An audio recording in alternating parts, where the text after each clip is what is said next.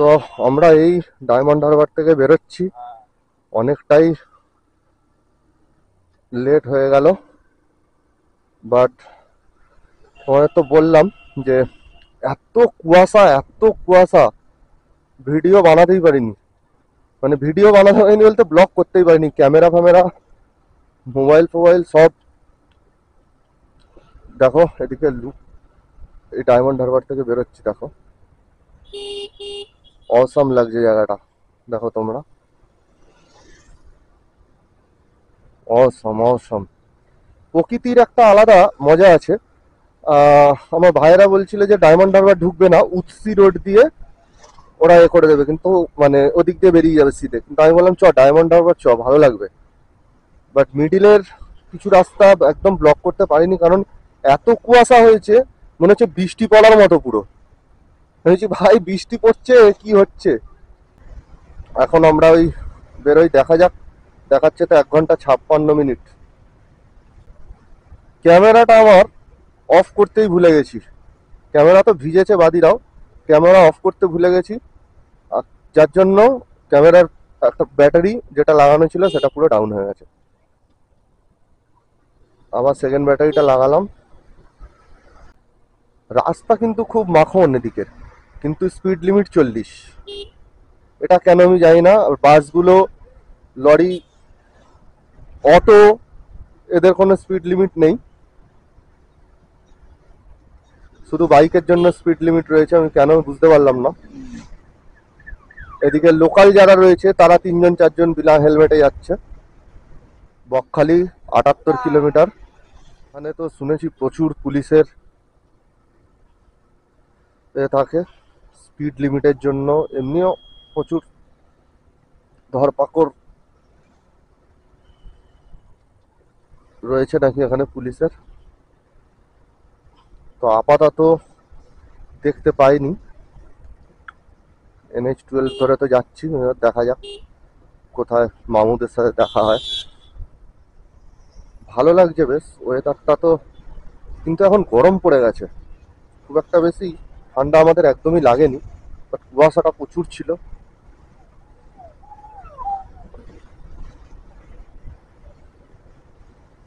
Actually এখানে speed limit দেওয়ার একটা কারণ রয়েছে।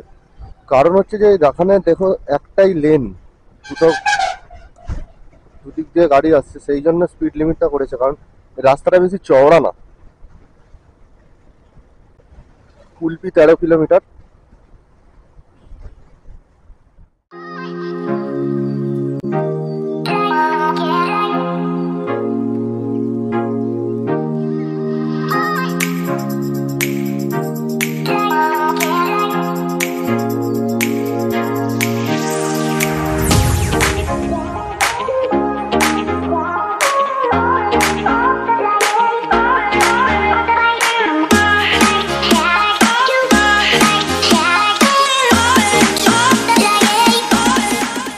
টোটাল আমাদের 57 কিলোমিটার হয়ে গেছে অলরেডি রাইড। আর দেখছিস না চারিদিকে স্পিড লিমিট লেখা রয়েছে।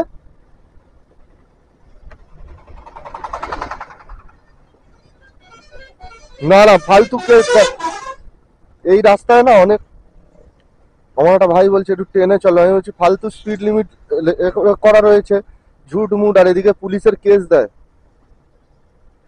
কাকদ্বীপ 35 কিলোমিটার।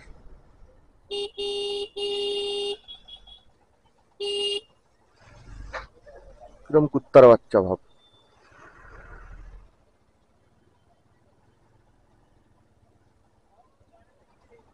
কিরম কুত্তার বাচ্চা ভাব।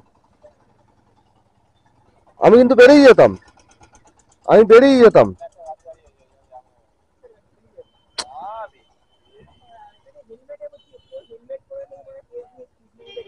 বা ডান দিক দিয়ে ছত।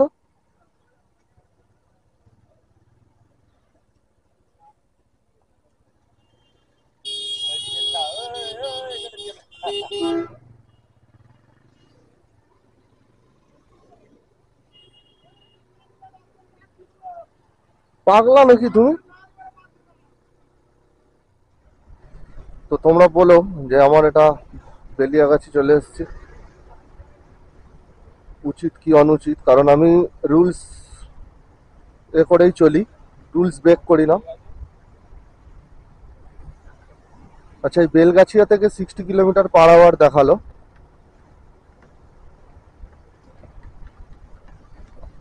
দেখো, আমার একটা বক্তব্য আছে যে আমি আস্তে আস্তে যাব,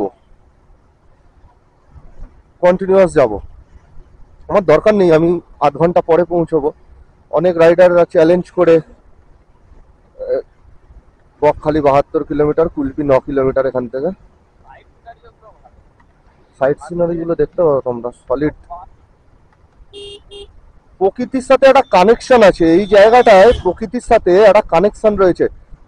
দীঘার রাস্তায়, যখন দীঘা গেছিলাম, দীঘার রাস্তায় কিন্তু পুরো হাইওয়ে, মানে অতটা প্রকৃতির সাথে কানেকশন নেই, কিন্তু এই রাস্তাটা প্রকৃতির সাথে একটা আলাদা এ রয়েছে। প্রচুর নেচার, দেখো গাছপালা, একটা গ্রাম্য পরিবেশ, মফস্বল এরিয়া।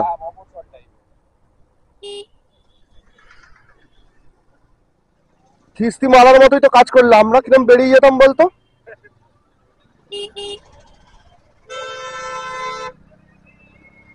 ও আমাদের কিরম চেপে দিল।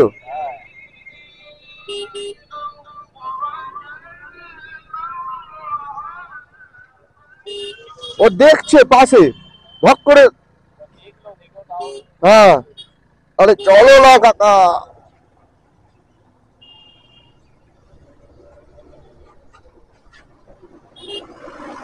বিস্তর জমি দেখো। হ্যাঁ, অ্যাকচুয়ালি ধাবা, আকাশ ধাবা।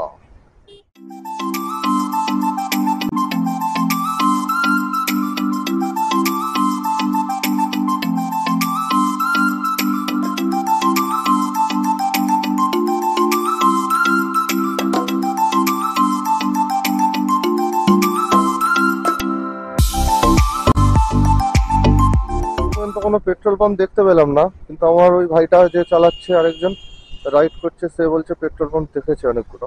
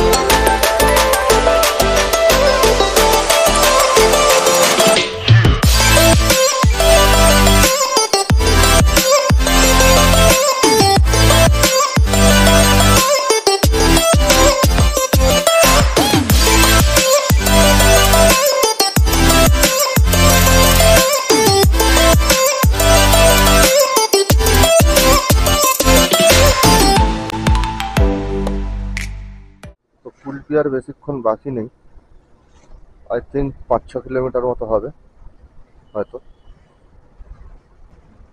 হাওয়া প্রচুর ধরছে।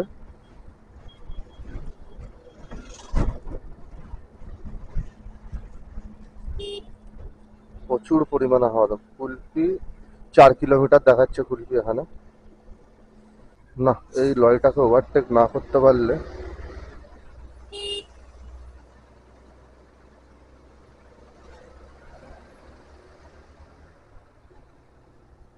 প্রচন্ড স্লো যাচ্ছে।